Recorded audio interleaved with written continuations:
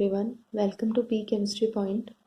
हमने स्टार्ट की हुई है BSc first year inorganic chemistry की फर्स्ट यूनिट एटॉमिक स्ट्रक्चर। उसमें मैं de Broglie equation and Heisenberg uncertainty principle आपको पढ़ा चुकी हूँ। उससे रिलेटेड न्यूमेरिकल भी मैंने करवा दिए हैं। लास्ट वीडियो मैंने श्रोडिंजर वेव इक्वेशन पे बनाया था। उसमें मैंने आपको बताया था कि जो श्रोडिंजर वेव इक्वेशन है उसको जब हम सॉल्व करते हैं तो हमें बहुत सारे सॉल्यूशंस मिलते हैं। वो सॉल्यूशंस ही क्या है, वेव फंक्शन या इनको हम कहते हैं तरंग फलन। और उनमें से जो कुछ सॉल्यूशन परमिसिबल होते हैं, कुछ ही वैल्यूज़ होती है वो परमिसिबल होती है, और वो जो वैल्यूज़ होती है वो कहलाती है आइगन फंक्शन। तो आज का जो हमारा वीडियो है वो सिग्निफिकेंस है तरंग फलन शाई और शाई स्क्वायर की। तो स्टार्ट करते हैं। Physical significance of psi and psi square. तो जो शाई है wave function has no physical significance. उसकी कोई फिजिकल सिग्निफिकेंस नहीं होती है। सिंपली ये जो है एम्पलीट्यूड को रिप्रेजेंट करता है, इलेक्ट्रॉन वेव की एम्पलीट्यूड को। It simply represent amplitude of the electron wave.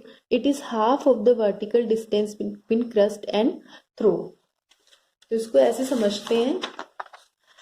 D Broglie equation के अकॉर्डिंग मैंने आपको बताया था, उसमें डी ब्रोगली वेव इक्वेशन में क्या था, ब्रोगली ने कि जो इलेक्ट्रॉन होती है उसकी डुअल नेचर होती है, इलेक्ट्रॉन की डुअल नेचर होती है।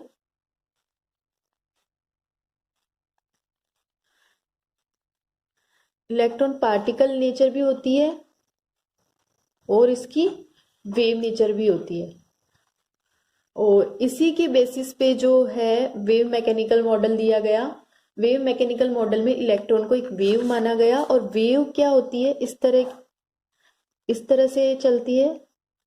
वेव का नाम आते ही हमारे दिमाग में इस तरह की पिक्चर आ जाती है। और ये जो है ये है क्रस्ट और ये है थ्रो। तो ये जो डिस्टेंस होती है हाफ डिस्टेंस इन दोनों के बीच की, ये फुल डिस्टेंस है, और ये जो हाफ डिस्टेंस है ये है इसका एम्पलीट्यूड, या इसको हम कहते हैं शाई। तो जो शाई होता है ये सिंपली एम्पलीट्यूड होता है। अब हम यहाँ देखें कि ये दो डायग्राम दिए हुए हैं, इसमें एक में वेरिएशन बताया हुआ है शाई का आर के साथ। आर यहाँ पे डिस्टेंस है न्यूक्लियस की, न्यूक्लियस से डिस्टेंस इलेक्ट्रॉन की। और यहाँ पे भी शाई है, आर के साथ ग्राफ बना हुआ है। ये 1s के लिए है, ये 2s के लिए है। तो क्या है कि यहाँ पे पॉजिटिव और नेगेटिव साइन है, पर ये पॉजिटिव और नेगेटिव चार्ज नहीं है। तो क्या है, the positive and negative signs indicate whether the orbital wave function is positive or negative in a particular region. The sign do not represent positive or negative charge. किसी भी particular reason में ये या तो शाई पॉजिटिव होगा या negative होगा। शाई में बी पॉजिटिव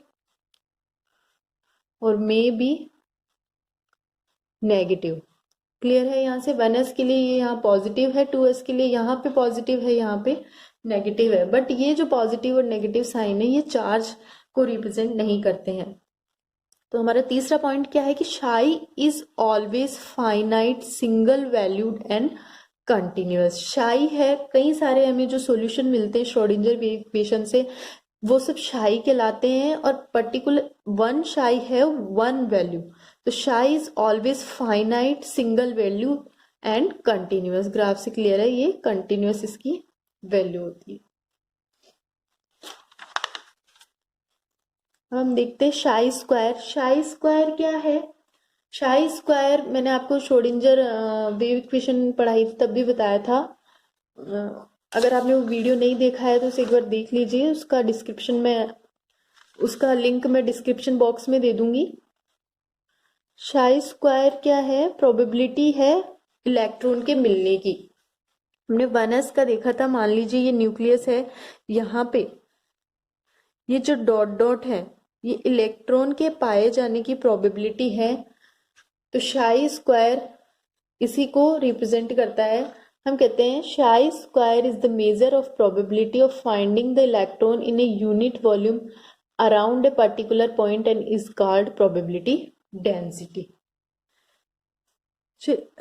इलेक्ट्रॉन कहीं भी मिल सकता है, यहाँ यहाँ यहाँ कहीं भी।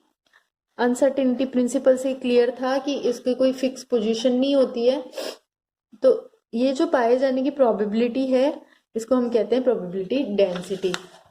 ये probability density curve for 1s orbital and ये probability density curve of 2s orbital. Psi square का आर के साथ ग्राफ बनाया हुआ है। तो a graph of chi square as a function of distance from the nucleus is called probability density curve. The probability of finding the electron does not become zero even at very large distances from the nucleus. देखो जैसे जैसे दूरी बढ़ रही है वैसे probability कम हो रही है, बट इसके जीरो होने की संभावना बहुत कम होती है। तो ये पॉसिबल नहीं है कि हम कोई एक बाउंड्री खींच दें और हम कोई बाउंड्री बना दें और हम कह दें कि बस यहाँ यहाँ इस बाउंड्री से बाहर अब इलेक्ट्रॉन नहीं मिल सकता, यहाँ पाए जाने की इसकी प्रोबेबिलिटी जीरो हो गई है। तो probability of finding the electron does not become zero even at very large distances from the nucleus, so it is not possible to draw a boundary which will enclose regions of 100% probability. And the region of space around the nucleus where the probability of finding the electron is maximum called orbital. Clear है? Orbital क्या होगा? जहां पे electron के पाए जाने की संभावना सबसे अधिक होती है, न्यूक्लियस के चारों ओर वो स्पेस जहां पे इलेक्ट्रॉन के पाए जाने की संभावना सबसे अधिक होगी वो हमारा कहलाएगा ऑर्बिटल। शाई में have negative sign in some regions. अभी देखा था हमने शाई के बारे में जब हम पढ़ रहे थे, वो कर्व भी हमने देखे थे, वो पॉजिटिव भी था नेगेटिव भी था। तो शाई में have negative signs in some region where is psi square is always positive. तो ये जो है बड़ा डिफरेंस है शाई एंड शाई स्क्वायर में। तो क्लियर है आपको? ये दो पॉइंट आपको बहुत अच्छे से ध्यान रखने हैं, कई बार ऑब्जेक्टिव क्वेश्चंस में भी आ जाते हैं। शाई is always finite single valued and continuous, and chi may have negative signs in some regions whereas chi square is always positive. तो यहां से एक शॉर्ट क्वेश्चन बनता है एग्जाम में, तो आपको ये पॉइंट्स याद रखने हैं प्लीज। चैनल को थैंक यू फॉर वॉचिंग।